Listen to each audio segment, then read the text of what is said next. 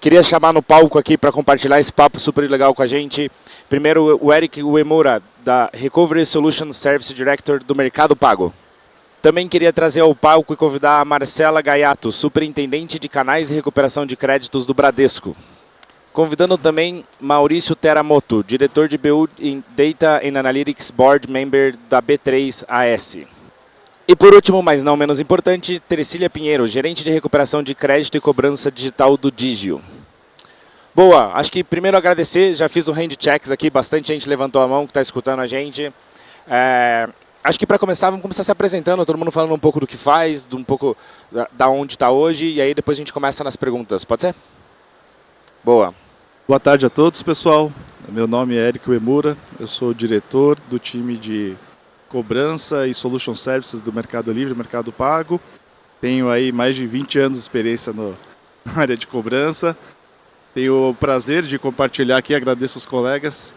São pessoas que eu já conhecia, por sorte, no nossa trajetória profissional. E estou bastante animado aqui e que espero que seja produtivo para todos. Oi, gente, boa tarde. Eu sou a Marcela Gaiato, estou como Superintendente de Canais e Operações no Bradesco. Também estou nessa mesma empolgação do Eric aqui com os meus ex-recoveries nesse palco. E a intenção aqui é dividir com vocês e gerar insights para esse finalzinho de tarde.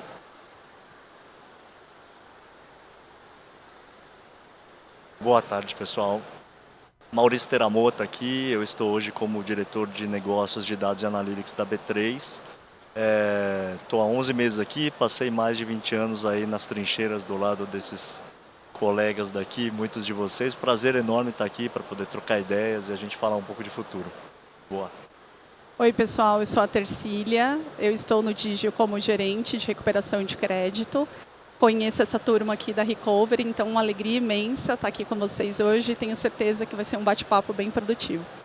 Boa, obrigado pessoal. Acho que para a gente começar, puxar um pouco aqui, acho que Eric, você pode responder primeiro para a gente. O mercado hoje paga um dos maiores ecossistemas financeiros do país. Muito está se falando sobre AI, sobre automação e como a gente utiliza tudo isso. E a grande pergunta é, como é que vocês estão fazendo para equilibrar tudo isso, essa automação, mas sem perder a humanização, o contato com o cliente e a eficiência desse processo como um todo? Perfeito. Acho que essa é a pergunta crucial para todo mundo, todos nós, né, que somos gestores de cobrança, que a gente está vivendo essa revolução, né, de cada vez mais usar IA nos nossos processos. Eu vou responder da forma inversa. Eu primeiro vou dar o exemplo de um teste que nós fizemos para depois compartilhar um pouco a minha visão. No meados do ano passado, a gente fez um teste com 2 fornecedores de uso de IA de voz para negociação. E a gente teve 4 aprendizados super importantes, na minha opinião. Primeiro é que deu um delay muito grande, né? A questão da latência. Então, a tecnologia fazia com que convertesse a voz do cliente num texto, o texto batia na IA, voltava o texto e o robô lia. E esse delay, em termos de experiência, era muito ruim, né? O segundo ponto que a gente aprendeu também é que tem a questão de alucinação, né? Quando você responde você fala algum termo que a IA não está programada para responder, ela acaba se perdendo. O terceiro ponto que a gente pegou também de aprendizado foi que em alguns casos, o cliente não percebeu que se tratava de uma IA, ele acabou se irritando. Ele ficava falando assim, poxa, deixa eu terminar de falar, você fala, não para, e ele teve uma experiência que foi ruim. E no final, o último ponto é a questão de custo. Na época, o custo por interação não saía tão mais barato que um humano. Dito tudo isso, o que eu acho que aí vai um pouco da minha visão. E a gente, como gestor de cobrança, a gente sempre vai ter que estar testando, mensurando, ouvindo, vendo custos, vendo a satisfação do usuário, entendendo como é que está ali na ponta. Acho que sempre vai ter que ter o cliente como foco principal, mas e usar a tecnologia vendo se isso realmente está sendo importante para ele ou não. Dito tudo isso, o segundo ponto que eu acho importante é que a gente não pode ter mais verdades absolutas, né? Esse teste eu fiz ano passado. Pode ser que se eu fizer hoje, muito do que eu falei já não é verdade, ou daqui a 3 meses vai ser diferente. A tecnologia está evoluindo muito rápido. Então eu acho que outro aprendizado importante para a gente é não ter verdades absolutas na cabeça. Coisas que aconteceram no passado pode ser que muito em breve vai estar melhor. E eu acho que a gente sempre vai ter que estar preparado para ficar testando. Boa. A gente fala, eu sempre falo muito lá dentro, e as pessoas perguntam, poxa, Thiago, na Monest, como é que vocês resolvem isso com AI? E eu sempre falo assim, e se não tivesse AI, como você resolveria? Eu acho que grande parte do processo, a gente sempre fala pessoas, processo e tecnologia. Não adianta a gente querer colocar AI se a gente não sabe como lidar bem com o cliente na ponta, se fosse a gente mesmo atendendo. Então, poxa, porque na prática você vai replicar aquilo que você faz dentro de casa. E se dentro de casa o que você faz não é bom, ou ainda pode ser melhorado, o que você vai replicar é só mais uma escala disso, né? Como é que vocês têm feito isso, o Teramoto, se quiser complementar, como é que vocês têm feito, como é que vocês têm lidado com tudo isso assim no dia a dia? Só construindo um pouco em cima do que você está falando, Thiago, eu acho que a gente tem vários hypes ao longo do tempo, né, que a gente vai vendo soluções que são salvadoras e que vão mudar o mundo. E que elas eventualmente vão mudar, mas eu acho que a gente tem que partir sempre, e é a forma como a gente pensa, putz, qual que é o problema que eu vou resolver, né? Como que eu resolveria ele independente da tecnologia, e depois eu vejo qual a tecnologia que melhor me atende para aquele desafio. Acho que muitas vezes você vê as pessoas invertendo o fluxo e falando, putz, eu tenho aqui AI hoje. Putz, deixa eu ver onde que eu consigo colocar. E acho que o approach é exatamente o contrário. Né? Então tem várias coisas. Hoje de manhã eu estava falando sobre isso e o ponto que eu trazia assim, gente, antes de IA, às vezes você tem que usar IN. Né? Então qual que é a inteligência natural que você vai usar para definir o problema que você tem, para depois você pensar na solução que você vai aplicar. Então eu acho que esse talvez seja a forma correta, e eu estou com o Eric no sentido de acompanhar sempre as tendências, mas você sempre ter o problema na cabeça para você não perder e se apaixonar pela tecnologia. Né? Acho que esse é o ponto. Sem dúvida, a gente fala muito, IA é meio e não é fim, e não pode ser fim dentro desse processo, né? IA é como a gente faz. E a gente já passou algumas experiências de que a gente fala que é o momento do cliente. Às vezes o cliente não tem uma API que consegue responder boas ofertas e está falando, poxa, eu quero botar IA aqui na minha operação. Mas, cara, vamos arrumar dentro de casa? Vamos estruturar dentro de casa a operação antes? Cada cliente tem seu tempo, cada um sabe os desafios que acontecem aqui dentro, mas se você não cuidar de tudo isso, mais complexo fica isso, né? A Marcela comentou algo quando a gente estava batendo papo, que assim, eu não vou criar uma IA para enviar um boleto, né? Então, tem coisas que é o básico bem feito, acho que complementando vocês. Boa, exatamente. E muito de AI também se fala muito sobre dados e o quanto dado é importante para a gente conseguir olhar para isso, né? Em AI a gente tem um ditado que é garbage in, garbage out, né? Se eu te colocar um dado ruim, vai sair um dado ruim. E aí eu acho que, Teramoto, muito para você lá na B3, como é que vocês têm lidado com esses volumes imensos de dado que a gente tem? Como é que vocês estão olhando para Analytics, AI? Eu acho que a GenAI trouxe uma possibilidade de analisar dados de uma forma diferente que até hoje a gente não podia dentro do mercado. Como é que vocês estão vendo isso? Como é que vocês estão lidando isso um pouco lá dentro? Pô, esse é o nosso playground, né? Essa é a nossa paixão. A B3 aqui, acho que para quem não sabe, a gente vem investindo nos últimos 5, 6 anos na aquisição de algumas empresas voltadas a dados e analytics. E aí, recentemente, a gente tem trabalhado bastante junto com os clientes em soluções para recuperação de crédito. E aí, acho que tem uma mistura interessante de todo o arcabouço de dados que a gente tem, sejam dados públicos, sejam dados de propriedade da B3, que a gente acaba criando scores e criando ferramentas para falar um pouco de porte, de capacidade de pagamento, desse tipo de coisa, e entender um pouco o filme, né? Somado à tecnologia, e aí sim, acho que trazendo os exemplos, assim, putz, como é que eu pego? Para mim, cobrança tem muito a ver com a empatia, no sentido de como que eu consigo capturar de fato o momento do cliente. Então, como é que eu pego a IA para transcrever toda uma ligação, toda uma negociação, como é que eu transformo isso em variáveis, em um tempo que performa, né, que eu não deixo o cliente esperando, e como é que eu consigo ajustar a minha negociação misturando isso com os dados, com o arcabouço de dados que a gente tem dentro de casa e o que o cliente tem. Então, esse é o processo que a gente vem trabalhando. Acho que tem sido uma experiência muito produtiva quando a gente consegue sentar junto com o cliente, entender de fato o desafio e construir as soluções. Acho que recentemente saiu um artigo, se não me engano, no Valor, falando de alguns clientes nossos que investiram nessa tecnologia, nessa ferramenta para conseguir melhorar a recuperação. A gente deu um ROI de 8 vezes. Então, a cada R$1 que ele colocou no projeto, a gente conseguiu recuperar 8 a mais que o grupo de controle. Que não é pouco, né? Nesse mercado que é tão, putz, cada centavo aqui tem muita diferença. Então é dessa forma que a gente pensa e, de novo, assim, acho que o grande diferencial é você ter o entendimento do contexto, né, do problema efetivo, e aí o patrimônio de dados que você consegue juntar para... A tecnologia ela é commodity no fim das contas, né? A forma como você aplica e o que você tem dentro para colocar, no sentido de garbage in, garbage out, a qualidade do dado que você tem é o que vai fazer a diferença na hora de você entregar a solução. Então é essa forma que a gente tem trabalhado, é isso que eu enxergo como o futuro, quando a gente fala de caminhos, né, para a recuperação. Legal. A gente fez alguns testes compartilhando lá dentro. Eu estava até conversando com o Eric, a gente começar a analisar as situações onde eu tenho 2 clientes devendo, os 2 na mesma faixa etária de aging, de tudo. Um cliente está falando, poxa, perdi o emprego, mas estou arranjando outro emprego mês que vem, quero pagar. E o outro está falando, cara, mais 2 anos essa dúvida caduca e eu não vou mais precisar pagar. Por que esses clientes são tratados iguais em crédito, em recuperação, sendo que são coisas diferentes, né?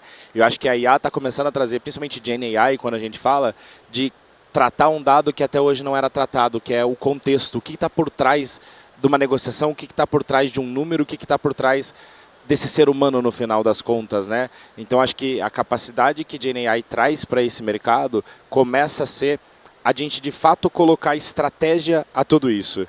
E eu acho que puxando um pouco desse gancho aqui, Marcela, o Bradesco sempre teve uma operação de cobrança muito estruturada, isso dentro da operação.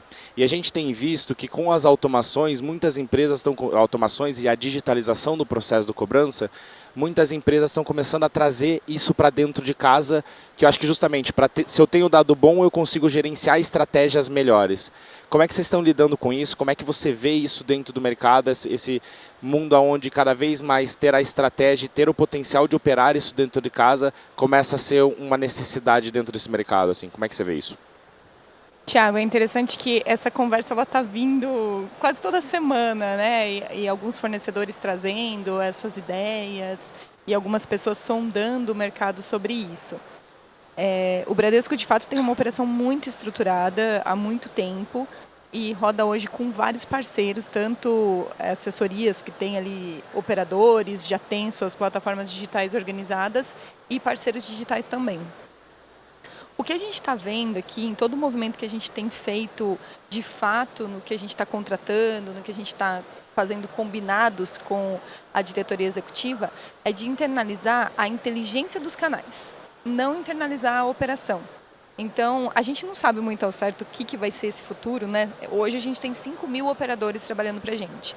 Não sei responder se daqui a 3 anos ainda existirão 5.000 pessoas ou não, mas eu não quero internalizar pessoas mais ou menos qualificadas, agentes mais ou menos bem feito. O que a gente quer fazer é internalizar essa inteligência que conversa exatamente com o que a gente está falando aqui nesse painel, né? É a inteligência de dados. Você está falando um pouco, como o Tera tem aqui, a questão da fala do cliente, né? De analisar o que ele disse. Mas a gente também sabe que muitas vezes, ou a gente já não está mais conseguindo contato com o cliente, né? Nosso CPC está despencando, ou o cliente fala o que ele nem está pensando exatamente em fazer. Então a gente já consegue, com esses dados, analisar o comportamento dele em vários contextos. A gente consegue analisar hoje se ele passou em vários canais, então ele acessou algum portal marketplace, depois ele recebeu uma ligação de uma assessoria e não atendeu, depois ele recebeu um e-mail meu e não abriu, mas veio no meu aplicativo. Então, analisa tudo isso. É um cliente que está se movimentando, ele tem alguma intenção de pagar. Vamos tratar ele de uma forma diferente do cliente que sumiu do mapa, né? E a gente também tem o perfil do próprio cliente. Como você está falando, ele pode ter a mesma faixa etária, o mesmo tempo de dívida, mas dentro do banco a gente consegue enxergar. Esse cliente acabou de abrir uma conta, tem uma conta ali de 6 meses e já pegou um crédito pessoal pelo app e defaultou na primeira, né? Não pagou a primeira parcela que ele deveria pagar. É um comportamento, é um tipo de tratamento que a gente precisa, através dos dados, saber dar. Outra coisa é um cliente que tem um relacionamento antigo, vem pagando ali suas parcelas e teve um imprevisto e atrasou. Então, hoje a gente já sabe quem são esses clientes, a gente já sabe a inteligência que a gente quer dar para eles. A gente sempre vai contar com os parceiros para operacionalizar essa inteligência nos canais que a gente precisa fazer. Então, eu acho que vai ter muito espaço nesse mercado, ainda vai ter muita transformação, mas o que de fato a gente precisa é ter inteligência nessa orquestração e organização de todos os canais que o cliente hoje pode pingar para fazer uma renegociação. Super legal. E aí, Tercílio, acho que o Digio como um banco que muito digital, né, dentro desse processo, como é que vocês têm olhado para todos esses dados e essa jornada desde, poxa, abriu a conta, criou tudo isso e como isso impacta dentro do processo de recuperação de crédito, como você consegue utilizar tudo isso dentro desse processo nas suas operações? Legal. Hoje no Digio a gente tem um processo desde o início 100% digital. E tem 2 grandes produtos, né, que é a parte de cartão de crédito e o consignado. No que é consignado, 90% já é formalizado através de um canal digital. Então, a gente tem muito forte o WhatsApp, parceiros digitais também de marketplace. E é um cliente que a gente praticamente já não consegue mais contato por voz. Então, reduziu consideravelmente. Se antes a gente tinha 15%, 20% de CPC, hoje a gente não consegue ter 6%, não consegue ter 10% numa carteira. Então o Digio tem trabalhado muito, tanto nessa frente de dados, a gente utiliza a modelagem de dados para prever qual é o cliente que eu devo ter de fato intensidade de cobrança, ao invés de sair ligando para todo mundo. Então hoje a gente já tem clusters dentro do Digio que define qual é a prioridade de acionamento e intensidade, seja ela por voz, que eu acho que ainda assim a gente não consegue mensurar, mas a gente falou sobre isso, né, Marcela? Talvez o incômodo ele gera um movimento no cliente, mas tem as ações que a gente faz muitas vezes um lembrete para receber desses clientes. Então eu vejo que o Digio, ele caminha muito para digitalizar os canais de consignado agora. E a gente ainda utiliza de uma maneira no dia a dia, como que eu posso dizer, inicial, porque o custo é muito elevado. Então, a gente não encontrou ainda motivos para trocar uma conversação transacional que funciona, que atende, que tem um custo reduzido e tem uma alta conversão para acrescentar IA pelo hype. Então, a gente toma muito esse cuidado, assim, que vocês falaram aqui, o Tera, o Eric, o que de fato vai trazer resultado para a gente não sair colocando as coisas porque todo mundo está colocando. Porque eu acho que tem uma coisa de fazer o básico bem feito e fazer aquilo que tem que ser feito no essencial, porque senão você vai colocar uma ferramenta e não vai ter nem pessoas olhando o que precisa ser feito, né, na prática. E a gente está falando muito também de experiência do cliente, né? Aí a Terça com o cliente mais digital, o Eric contando aqui da inteligência artificial que acabou irritando um pouco o cliente que não percebeu que era uma inteligência artificial, mas quem aqui nunca recebeu uma ligação ou teve que fazer uma ligação para o call center e tinha uma pessoa do outro lado e mesmo assim a gente ficou irritado, né? Então eu acho que é uma coisa inerente do processo de você ter que resolver um problema. Você já começa aquela relação estressada. No nosso caso aqui, de ter que pagar uma dívida que você não queria ter. Então você já está numa relação mais complexa. E aí prezar pela experiência do cliente, seja digital, seja humano, seja transacional, é fundamental e é sempre complexo para o nosso lado, né? A gente fala muito que a experiência da cobrança é muito desconexo da vitória que ele teve. Quando você compra alguma coisa, financiei um carro, você pegou o carro, você vai atrasar a 20ª parcela. Você já não tem mais aquela alegria do carro novo porque já passou 20 meses, mas a tristeza da parcela atrasada você tem. Então, você não consegue mais conectar aquela felicidade que a pessoa teve com... Não, mas você precisa pagar porque você comprou o carro. Mas, pô, já tô com esse carro há 20 meses na minha garagem, cara. Já passou a felicidade. O cheiro do carro novo já foi embora, já. Não tenho mais esse cheiro, né? E aí, como é que você consegue controlar toda essa angústia e essa interação com o cliente, né? A gente fala muito quando a gente implementa um projeto de AI dentro das empresas lá dentro, a gente sempre entra com um piloto e eu falo assim, eu nunca vou vender AI para você. Quem vai vender no final do dia é o resultado, o ROI que eu entrego. Porque se isso foi melhor, ótimo. Se isso não for melhor, não tem o que eu ficar convencendo aqui dentro. Então, todos os projetos que a gente entra hoje, a gente põe um piloto, a gente roda um piloto, testa, faz grupo controle, valida. Entregou resultado? Ótimo. Não entregou? Aí não tem o que se discutir dentro dessa operação, né? Mas é sempre olhando, poxa, como é que eu simulo e trago o melhor da tua operação hoje para ele ser replicável e escalável, né? Pessoas, processo e tecnologia. Tenho pessoas bem capacitadas, processos bem organizados e aí eu automatizo isso com tecnologia. E aí a gente está falando muito disso, de todos esses processos, e isso começa a trazer quase que um novo profissional para dentro do mercado de cobrança. Se antes vocês tinham hoje pessoas que só olham para os escritórios, para os canais e garantir que o resultado, que o bumbo da operação toque, agora a gente está falando de automação, a gente está falando de AI, a gente está falando que o profissional dentro da empresa precisa entender como a IA funciona para conseguir conversar com o fornecedor, qualquer que ele seja, se ele está operando bem, se ele não está operando bem, olhar para dados, olhar para a estratégia. Como é que tem sido o processo de vocês para até capacitar os times internos para esse novo pacote de necessidades que a gente está precisando cada vez mais desses profissionais dentro do time? Como é que vocês estão olhando para isso e como é que vocês estão vendo isso hoje em dia?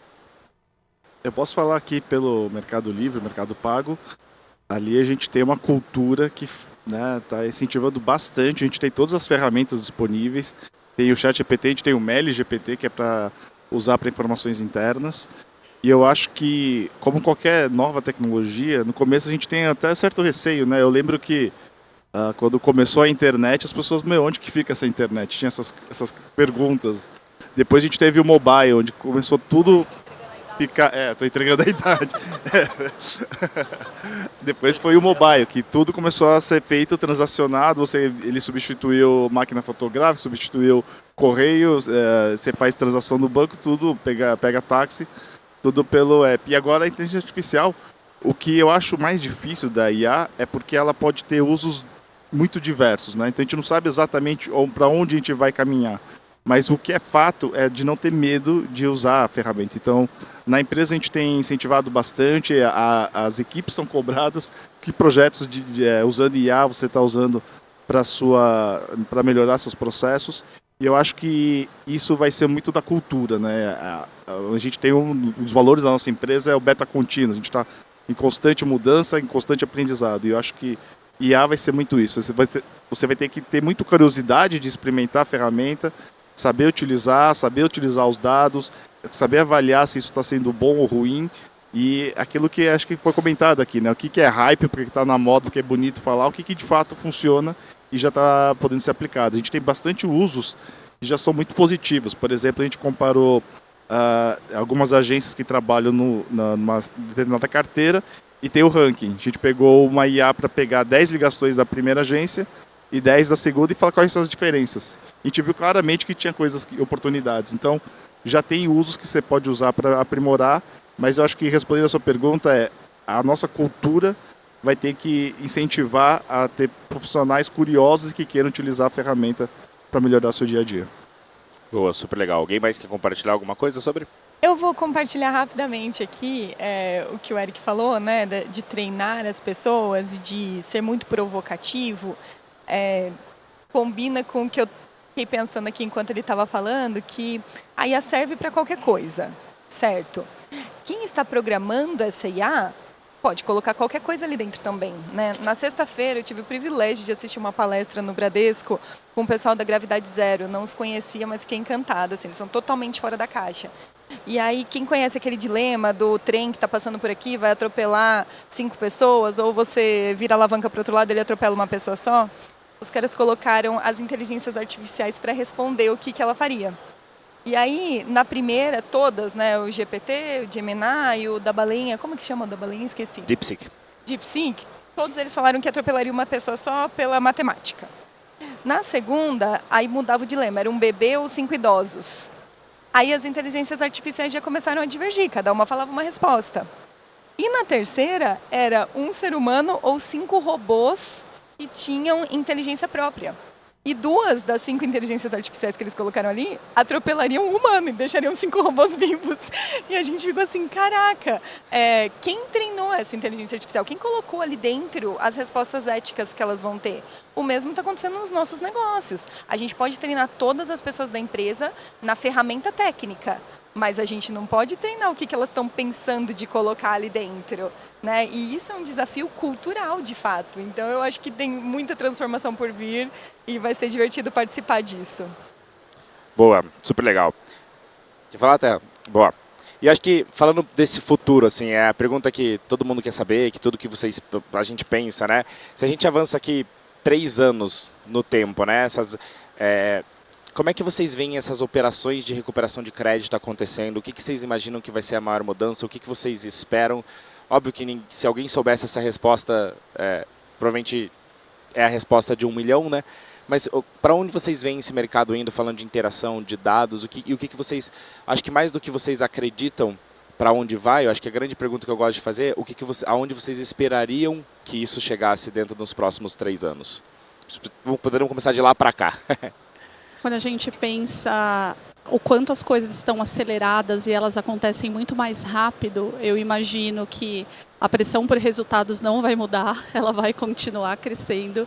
Os desafios da gente ter uma recuperação maior, redução de inadimplência também, mas pensando a nível profissional, eu acho que vai exigir uma desconstrução nossa. Eu escutei um termo recentemente que eu fiquei apaixonada, que é sobre desaprender, o quanto a gente tem desaprendido. Porque ao longo da nossa carreira a gente vai acumulando tantas certezas e tantas... Isso funciona, isso não funciona. Às vezes a gente pega uma situação de 1 ano atrás, a referência de uma empresa de 1 ano atrás e já invalida aquilo e nem se permite testar de novo.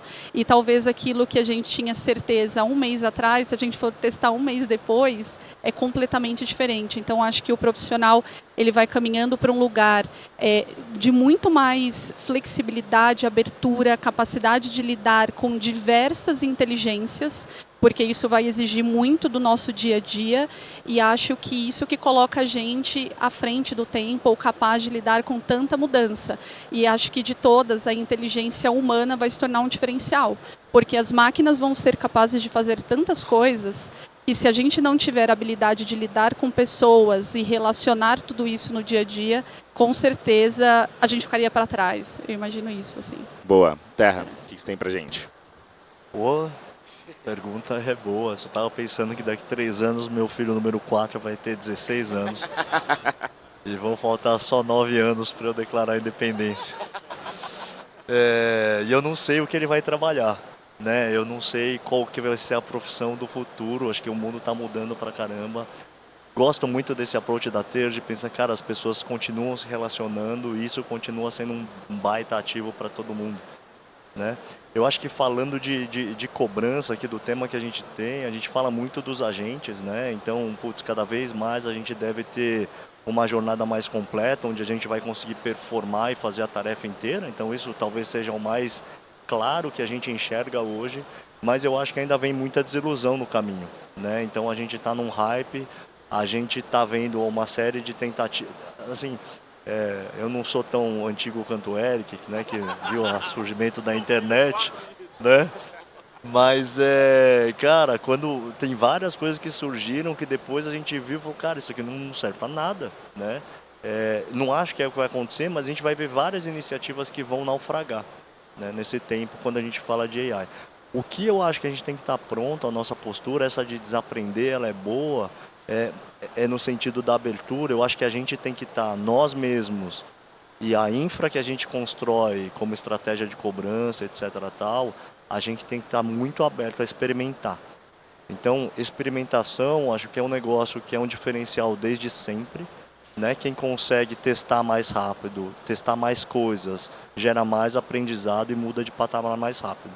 Então, quanto mais a gente construir o nosso Lego para que ele seja flexível a testar as coisas novas que estão surgindo a cada dia, mais rápido a gente consegue mudar de patamar, e eu acho que é essa aproximação que vai diferenciar, né? Também estou com a Terça, eu estou gastando muito tempo aqui pelo que eu estou vendo, mas assim, o entendimento das coisas vai fazer a diferença. Quem entende melhor o problema faz a diferença.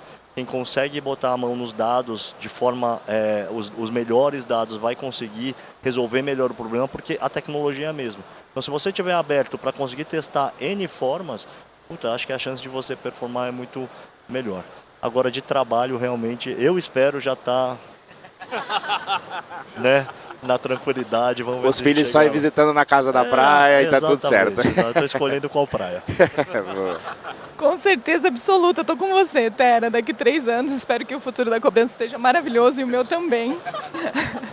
Mas estou nessa linha, eu acho que a gente não consegue prever. Antes a gente fazia planejamento nas empresas para 5 anos, isso não existe mais, é difícil prever. Mas eu vou falar do meu desejo, assim, não é possível que com tanta tecnologia chegando, com tanta coisa nova, com tantas empresas prestando serviços e oferecendo POCs de coisas que a gente nem imaginava 3 anos atrás, a gente vai fazer testes tão pequenos. Né? Eu ficaria muito triste daqui 3 anos se a gente falar, mudamos a régua de D-3, D0, D+1, D+5 para D-4, D2, D+8. Pelo amor de Deus, gente. Eu acho que a gente já está assim, rompendo esse momento de ser, de fato, inovador. Não dá para ter uma inteligência artificial. Quando a gente, rapidamente aqui falando sobre QI, quando a gente fala o QI médio do brasileiro está ali em 85. O QI de uma pessoa alta, ali, inteligente, está na casa de 120, de um gênio está na casa de 150, 200, né? A inteligência artificial consegue alcançar o QI de um Einstein, tipo 250, 300. Então, como é que a gente tem isso na nossa mão, pode usar isso para aumentar a nossa inteligência e continua falando, vou fazer um teste, agora eu vou colocar a régua em D+3. Temos que ter essa mentalidade de inovação e de testes para que daqui 3 anos a gente esteja aqui num outro evento como esse, falando de coisas muito mais legais do que a gente consegue fazer para o nosso cliente hoje. Bom, fiquei por último, então, mas eu corroboro com o que os colegas falaram. Mas eu acho que eu tenho uma visão um pouco mais específica, que eu imagino a IA atuando muito para ajudar a personalizar processos massificados, né? Hoje eu tenho no Mercado Livre lá, tenho meus 9, 10 milhões de clientes em atraso. E antigamente a gente falava um pouco do que a Marcela estava falando. D3 ele manda tal ação, com D10 ele faz tanto, com 15 eu mando para o birô de negativação. Eu acho que as jornadas vão ser muito mais personalizadas pelo tipo do cliente, pelo tipo de situação dele e aquilo que a gente estava conversando. Uma coisa é o cliente que paga em dia há 5 anos, é a primeira vez que ele atrasa. Eu vou mandar mesmo texto para ele do que um cara que sempre atrasa, então, ou um cara que está super endividado. Então, eu acho que a inteligência artificial vai ajudar muito a gente a criar talvez o script correto para aquele perfil de cliente. E se me falam, você imagina que a cobrança vai ser só um monte de robô trabalhando? Eu particularmente não acredito nisso, porque eu acredito que cobrança ele ajuda cada vez mais, a gente está se posicionando como uma área que ajuda a resolver um problema do cliente. E se o cliente prefere que a solução dele seja através de uma conversa com o humano, a gente vai ter que disponibilizar isso. Então eu continuo achando que vai ter pessoas trabalhando na carteira, mas de forma muito mais direcionada. Ou seja, pessoas falando com quem realmente quer falar com pessoas, gente que prefere negociar por WhatsApp vai conseguir falar numa negociação com o WhatsApp, gente que prefere usar o e-mail vai conseguir negociar por e-mail. Então eu imagino cada vez mais personalizado e cada vez mais específico, o canal mais correto para cada tipo de cliente. Eu imagino que em 3 anos a gente vai avançar muito nesse sentido. Boa. Acho que para finalizar, trazendo um pouco da nossa visão, que atua com AI, a gente está fazendo mais de 15 milhões de mensagens trocadas por mês usando AI dentro de WhatsApp, voz. Eu acho que para mim, no final do dia, a gente vai entregar tudo que o passado prometeu, mas a gente não conseguiu entregar. A gente sempre falou sobre hiperpersonalização, a gente sempre falou sobre omnichannel, a gente sempre falou sobre uma série de coisas dessa, mas no final do dia ninguém consegue hoje hiperpersonalizar o atendimento. Poucas empresas têm um omnichannel de verdade e eu acho que a AI vem com a capacidade, primeiro, de entregar tudo isso que a gente prometeu no passado, mas não conseguiu cumprir, e o próximo passo, começar a analisar de fato o sentimento das pessoas de uma forma mais assertiva do que ela está falando na outra ponta e isso retroalimentar toda a jornada de como a gente está fazendo. Se a gente achava que dados é importante, para mim nos próximos 3 anos eles vão ser cada vez mais importantes de tudo que a gente consegue analisar utilizando AI.